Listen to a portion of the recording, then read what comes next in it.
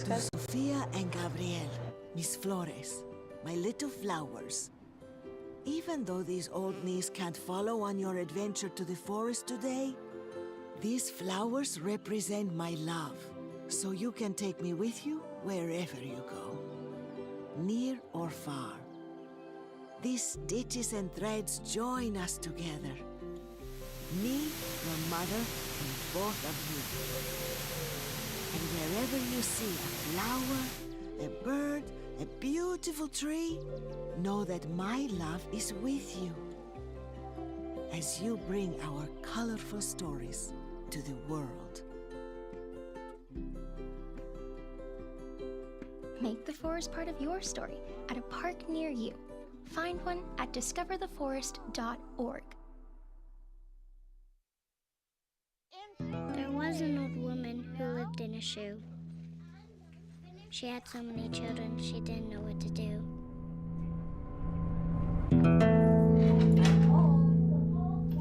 She gave them some broth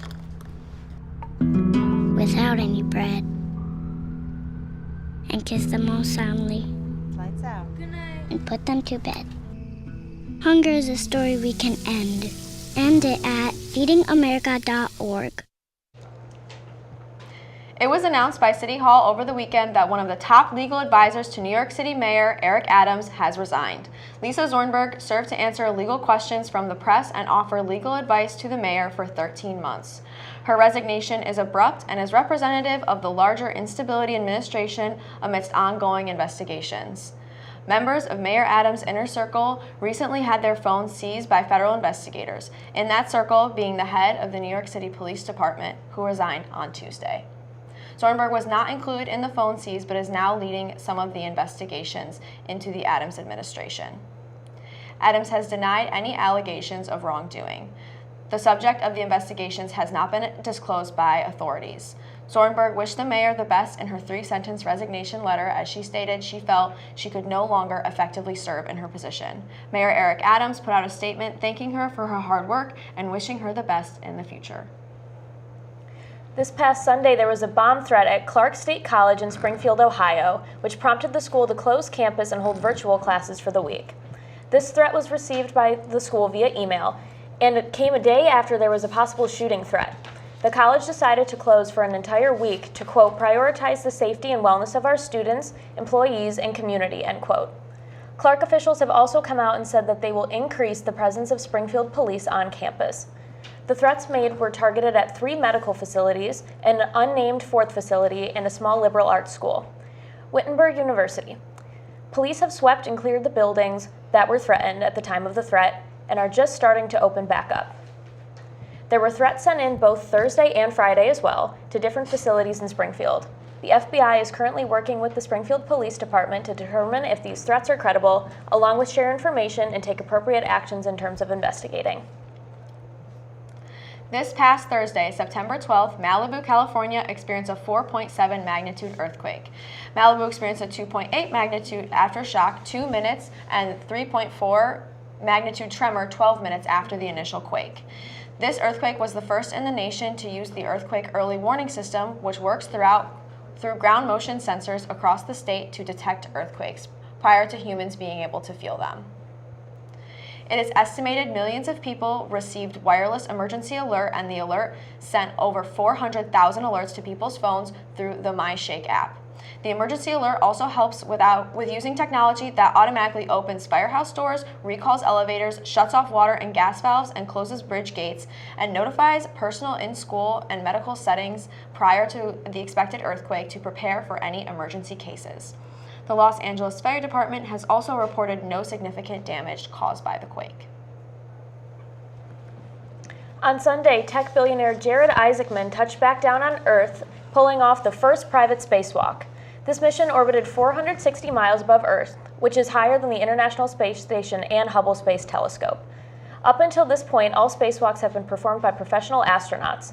The spacewalk lasted less than 2 hours, which is drastically shorter than those done by those at the International Space Station.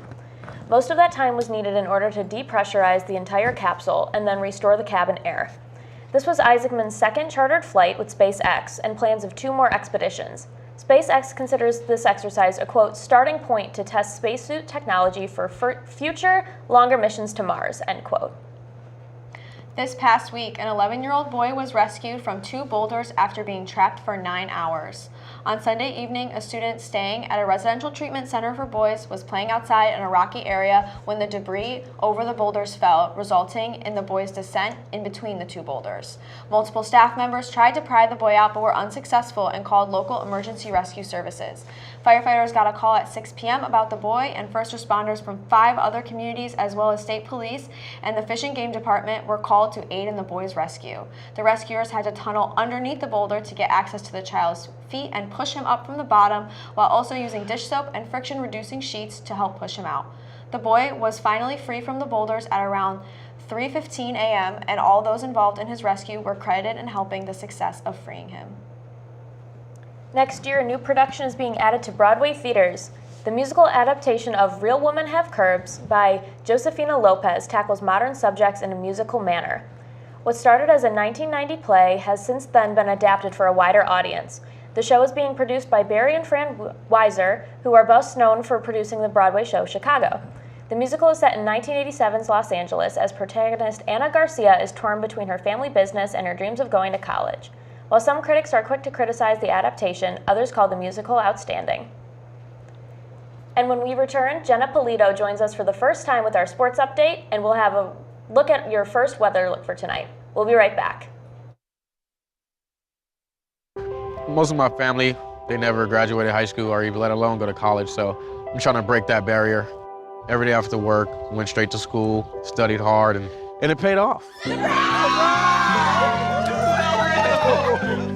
I could not have done it alone. I see the future is really bright for me. The high school diploma is just added to the confidence, and now I feel unstoppable. Find free adult education classes near you at finishyourdiploma.org. This one's for the real ballers and shot callers, the Sisterhood of Women in Tech. They're discovering cures, building apps, and programming the blockchain. They're CEOs, worldwide hustlers who can make it rain.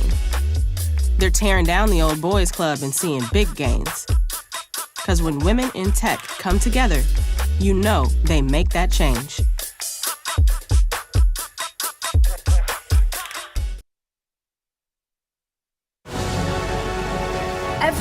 Every day, millions of people are connecting. And even though we're overcoming obstacles, watching each other's backs, and banding together, we should still make an effort. To get to know each other on a deeper level. Father, cosplayer, mentor, actor. It's time we take a step forward. Come together and discover how accepting our differences can make us stronger.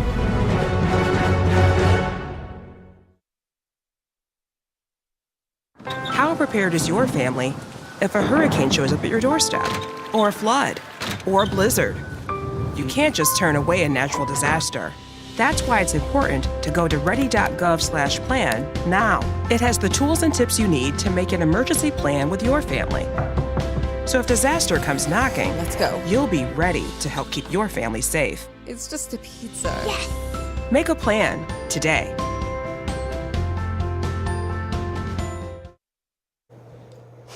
We're now joined by Jenna Polito, who will be giving us our weekly sports update. What's going on in sports, Jenna? Thanks, Sam. The Fredonia men's soccer team faced a tough loss against the Ithaca Bombers at home last Saturday, losing 0-6. The team went into this game looking to secure its 4th straight victory, which sadly did not occur. Thomas McDonald had 3 saves for Fredonia State. The Blue Devils will be back in action in Plattsburgh on Saturday. For the women's team, the Lady Blue Devils also played on Saturday, traveling to Allegheny to play the Gators. They nearly completed a comeback, but they ran out of time for a final score of 5-3. Claire McManus scored in the first half, cutting the lead 2-1. The final 2 goals were scored by Gabby Irwin and Annie Gondek, respectively. They will also be playing at Plattsburgh this Saturday, but they will be hosting the game at Fredonia. Moving towards local sports, the Buffalo Bills squished the Fish last Thursday in primetime, winning 31-10. Running back James Cook scored an unbelievable 3 touchdowns in the first half, a feat that has not occurred for a Bills player since Thurman Thomas. The 4th was scored by Jamarcus Ingram. Their next game is scheduled for Monday night at home against the Jacksonville Jaguars. The Buffalo Bandits finished their season very strongly, winning the NLL Cup for the second year in a row. They beat the Albany Firewolves, winning the first 2 games without needing to play a third. To celebrate their victory, their first home game will include a banner-raising ceremony before taking on the Rochester Nighthawks on December 28th. And in other news, Mexican boxer Canelo Alvarez was able to pull out a unanimous victory against his opponent Edgar Berlanga on Saturday night at the T-Mobile Arena in Las Vegas. To make this victory even more special, the fight took place on Mexican Independence Day. So Jenna, what do you think about the Bills this season? Honestly, I think we're doing better without Stephon Diggs. I mean, haven't really seen much action from him on Houston either, and we've already had some wide receivers that kind of look like they're doing a little better. So Okay, so you're feeling hopeful? I'm hopeful for this season. I'm going to take your word for it. I think I you haven't should. watched Because either of I, their in games. fact, know everything. Okay, but- I trust and believe you. So I guess that's true. And Fredonia Sports seems to be doing pretty well. Yeah, I actually, on my way over here, I passed, the women's soccer team is playing a game, I'm not sure against who, but as we speak currently, so I'm sure we'll include that next week. Yeah, I'd like to know the update on that. Okay, and now we're going to toss it over to Lily for our weather forecast. What do you have for us, Lily? Thanks, Sam. Today we saw a cooler day compared to the rest of the week, with a high of 79 degrees and cloudy skies throughout the day. It did feel a little humid today, as well as a 64% humidity at night. It starts to cool down with a low of 60 degrees, but it doesn't stay that way. As we move into Thursday, we'll see a high of 80 degrees and a low of 58 degrees, but that humidity is going to make it feel a little warmer as there will be a 79% humidity. I'll be back to take a look at your weekend weather. Back to you guys. Thank you so much, Lily. And when we return, we'll have your international headlines. We'll be right back. When you think of the local lowdown, what do you think of? Well, when I think of the local lowdown, it's the live music that we have played in the studio. It's got to be the laughs we shared. The memorable moments during the whole thing. Oh my God, so fun. The local lowdown for me is the people behind the scenes, the amazing team that we have making the show. Oh, it's gotta be exploring all sorts of genres and music I've never heard before. Oh, easy. Going out to shows and talking to artists and getting the latest news on what they have planned for the future. It's about these artists, man. Giving them a platform to showcase what they've worked so hard on and show their music to the community. It's all about supporting the local scene of music to keep it running for years to come. And of course, the band merch. You can't forget about the merch.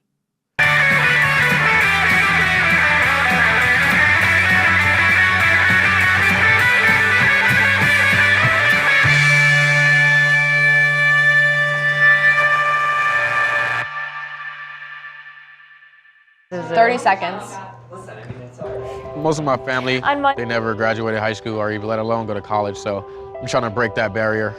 Every day after work, went straight to school, studied hard, and it paid off. I could not have done it alone. I see the future is really bright for me. The high school diploma is just added to the confidence, and now I feel unstoppable. Find free adult education classes near you at finishyourdiploma.org. On Monday, more than 490 firefighters battled flames spreading through a national park in Brazil. The fire has already burned through 4,900 acres of Brazilian national parks. Brazil is experiencing a historic drought, making the chances for a wildfire much higher. According to João Paulo Mortia, the fire was so quick spread to do, quote, high wind speed, low humidity, and it is very hot, end quote. By the end of the day Monday, the fire was getting under control thanks to 3 aircrafts in tackling the flames from above. The fire seemed to have started near the edge of the presidency's countryside residence. On Sunday, there was a ruling by Supreme Court Justice Flavio Dino that authorized the government to direct extra funds towards combating forest fires and hiring firefighters. Moroccan security forces recently stopped a large group of people trying to cross Spain's North African enclave.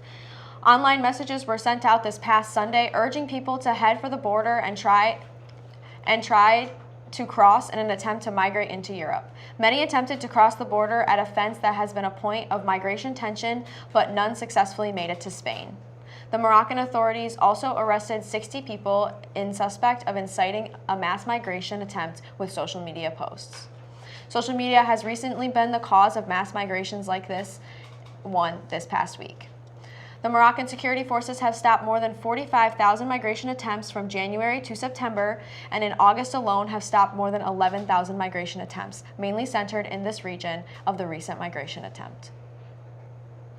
The mayor of Polish city Nysa has asked all 444,000 residents to evacuate. Widespread flooding continues throughout Central Europe. Over the weekend, the death toll rose to 16, with 7 confirmed fatalities in Romania. There have also been casualties reported in Austria, the Czech Republic, and Poland. Budapest is already preparing for the worst, as they have issued road closures near the river Danube, which runs through the city. Polish Prime Minister Donald Tusk has come out and said that 1 billion zloty will be advocated for flood victims within Poland.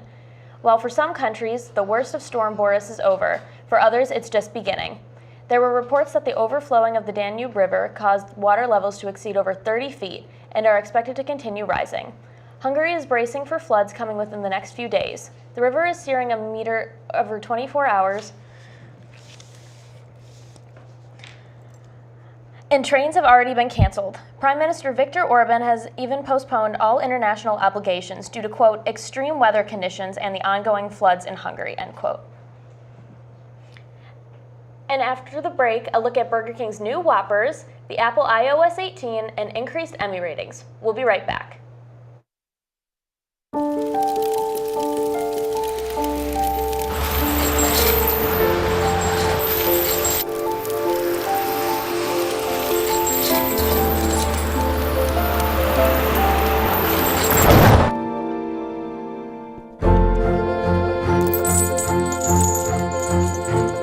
Did you know dragging chains can spark a wildfire? Only you can prevent wildfires.